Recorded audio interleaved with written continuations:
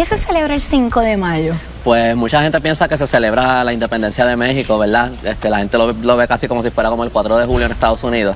Pero en verdad la independencia de México es el 16 de septiembre, que ese fue el día que se declaró la independencia en 1810. Quircayito, la pregunta aquí es, en el transcurso de la historia, ¿verdad? ¿En qué momento la humanidad nos confundimos y pensamos que es el día de la independencia? Pues yo no sé exactamente, esa parte yo no sé exactamente dónde es la confusión, yo no sé si es porque el 5 de mayo se convirtió en una celebración bien grande y la gente piensa, pues si esta es la celebración más importante de México. Pues y la parte comercial. Exacto, pero el 5 de mayo en verdad lo que se celebra pues es la batalla de Puebla en México, que como tú dijiste, pues los mexicanos derrotaron un ejército francés que era uno de los ejércitos más poderosos del mundo en aquel tiempo. De hecho ellos llevaban 50 años sin haber sido derrotados, el ejército francés, desde la batalla de Waterloo. Cuando derrotaron a Napoleón hace 50 años antes. Así que en verdad fue como esta historia donde los que se pensaba que iban a perder fueron los que ganaron. ¿En qué ayudó para que entonces pudieran ganar esta batalla? Porque 50 años. Pues en verdad fue una cosa bien complicada, locales que se juntaron de todas partes, pero en aquel tiempo México estaba bien dividido porque en un momento había un dictador que a él lo derrocan y entonces viene un gobierno liberal, ellos instituyen una constitución nueva en el 57, esa constitución entonces a los conservadores no les gusta y entonces se forma otra revolución que dura 3 años, que fue la Guerra de la Reforma. Al final de eso los liberales ganan y entonces termina como presidente Benito Juárez. Benito Juárez era indígena y él termina como presidente, pero aunque técnicamente ganaron en ese momento, en verdad esa guerra seguía. Todavía la guerra entre los conservadores y los liberales en México todavía se estaba dando en el país. Pero a raíz desde la independencia de México, ellos habían ido metiéndose en deuda. Y especialmente después de esa, México se estaba hundiendo en deuda. Y especialmente después de la Guerra de la Reforma, ellos terminan con unas deudas brutales con Inglaterra, España y Francia. Especialmente con Inglaterra, pero en total era como $80 millones que le debían. Entonces... ¿Que en aquel entonces? Sí. Bueno, 80 millones es mucho hoy, pero imagínate... Es mucho, exacto, sí. Es mucho hoy. Sí. Entonces, que imagínate en esos tiempos. Exacto. Así que entonces, pues, México está en quiebra. Ellos no tienen chavos para nada, ellos no pueden pagar esa deuda. Y Benito Juárez dice, nosotros no vamos a pagar esa deuda por 2 años. Entonces, Inglaterra, España y Francia, eso no les gusta. Ellos se juntan, hacen un tratado y ellos dicen vamos a enviar fuerzas militares a México a bregar con esta situación. Ellos llegan a México y toman el puerto de Veracruz. Básicamente una de las maneras que el gobierno de México podía hacer dinero era con la aduana, con los impuestos que cobraban en la aduana, uno de los recaudos más grandes que ellos hacían. Y entonces estas fuerzas se ocupan de eso y entonces le cortan ese ingreso a México. Anyway, ellos toman eso, entonces Benito Juárez envía un representante que se reúne con ellos, llegan a un tratado con Inglaterra y España, que era quienes más ellos le debían, ellos llegan a un tratado.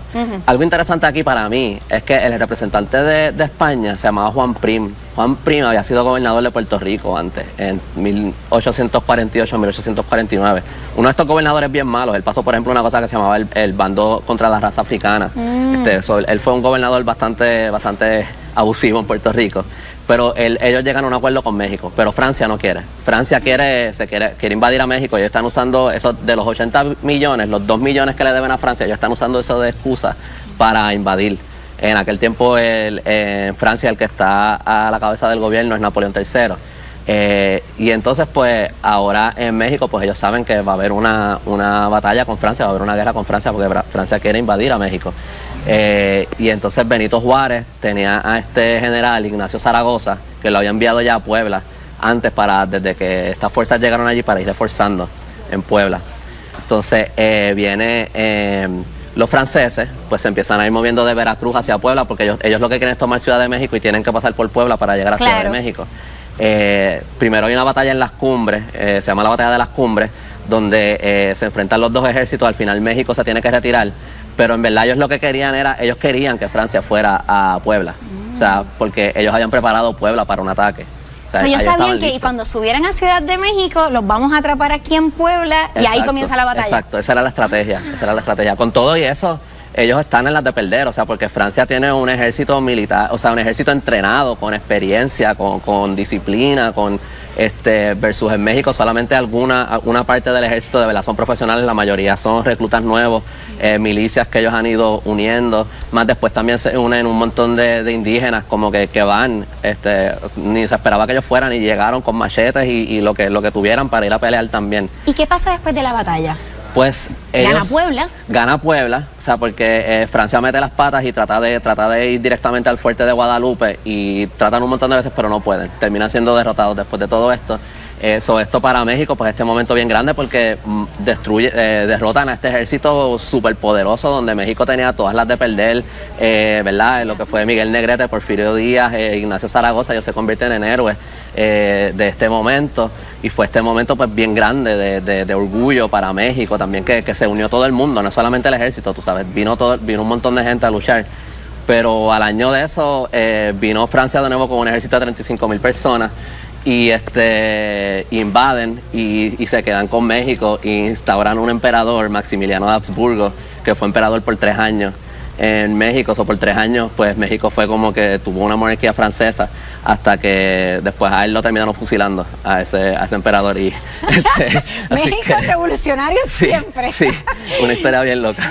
Sí, tú sabes que me parece interesante, no sé si sabes, Cayito, cómo entonces esta historia, claro, de México se riega por todo el mundo y que al sol de hoy todavía lo seguimos celebrando el 5 de mayo. Pues básicamente eso, como con la diáspora mexicana en Estados Unidos, como en los 50 y en los 60 se empezó a celebrar más en Estados Unidos. Claro. Al principio era más como algo más social y medio político, político en el sentido de como que crear lazos entre México y Estados Unidos y que los mexicanos en Estados Unidos pudieran conectar con esa cultura mexicana. Eso era algo más, tenía más como ese aspecto, como a lo mejor un poco más cultural. Como en los 80 por ahí parece que la diáspora latina en Estados Unidos sigue creciendo y entonces las empresas, especialmente las marcas de alcohol, pues quieren hacer dinero. Claro. Y entonces lo empiezan a comercializar más.